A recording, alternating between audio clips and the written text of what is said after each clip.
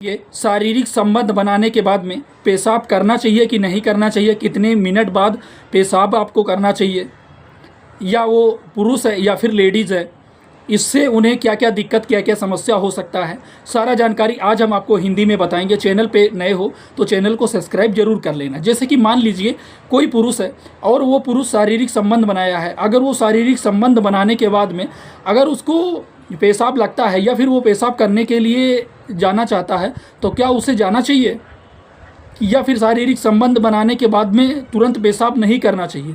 क्या इससे किसी प्रकार की दिक्कत, किसी प्रकार की समस्या होता है? या फिर अगर शारीरिक संबंध बनाने के बाद में आप पेशाब नहीं करते हैं या फिर अपने प्राइवेट पार्ट को साफ़ नहीं करते हैं तो किस प्रकार की दिक्कत, किस प्रकार की समस्या हो सकती है, सारा जानकारी आज हम आपको हिंदी में बताएंगे। चैनल पे नए हो चैनल को जरूर सब्सक्राइब कर लेना। हम ऐसे ही जानकारी भरी वीडियो आपके लिए लाते रहते हैं। जैसे कि मान लीजिए कोई पुरुष है और वो अपनी वाइफ के साथ में या फिर अपने पार्टनर के साथ में शारीरिक संबंध बनाया, और शारीरिक संबंध बनाने के बाद में अगर उसको पेशाब लग गया या फिर वो पेशाब करने के लिए जाना चाहता है तो वो क्या करना सही है? बिल्कुल, उसे पेशाब करना चाहिए।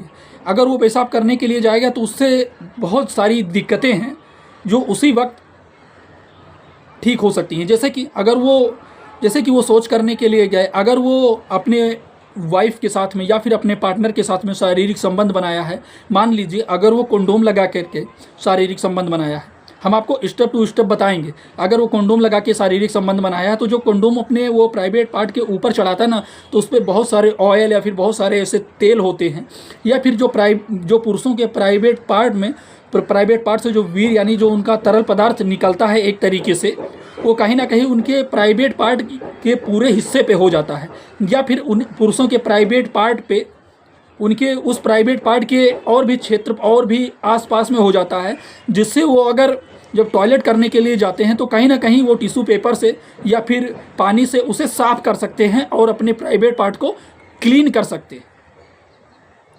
तो उनको पेशाब करने जाना चाहिए और पेशाब करना भी चाहिए, और अपने प्राइवेट पार्ट को एक तरीके से पानी से या फिर टिश्यू पेपर से उनको क्लीन करना चाहिए और उसे साफ भी कर लेना चाहिए।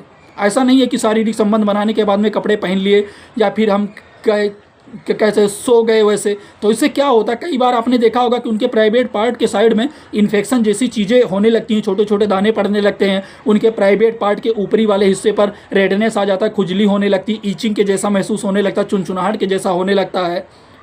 तो उस समस्या को ठीक करने का काम यही है कि आप उसे क्लीन कर लीजिए और आप टॉयलेट करने बिल्कुल जाइए। जिससे क्या होगा, जो आपके प्राइवेट पार्ट के जो नली है उसमें अगर जो चिपचिपा वाला पदार्थ या रहेगा तो वो बाहर निकल जाएगा और इससे आपको बाद में किसी भी प्रकार की कोई दिक्कत समस्या नहीं होगी। अब हम बात करते हैं महिलाओं की। जैसे कि आपको पता है महिलाओं के दो रास्ते होते हैं, एक तरीके से एक यूरिन का होता है और दूसरा वो होता है जहाँ पर वो शारीरिक संबंध बनाते हैं।